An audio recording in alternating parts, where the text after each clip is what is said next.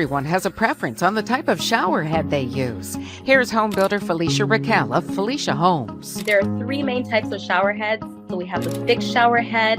They're pretty popular. They're mounted on the wall, angle them, and even adjust their height, but you can't remove them from the wall. My favorite is the handheld. It lets you hold it directly on your body. You can move it around. It's convenient for washing your hair. It's also really awesome if you are cleaning the shower. You can pull it off, and it's easy for you to kind of like splash it around. And the third, a rain shower. That's the one that's coming from the ceiling, which I love so, so much. You know, don't shy away. Really research. You got to look at it every single day. Why not go above and beyond and make yourself happy? Because there are options for a shower head. with Real Estate and Renovate. I'm Ann Labre.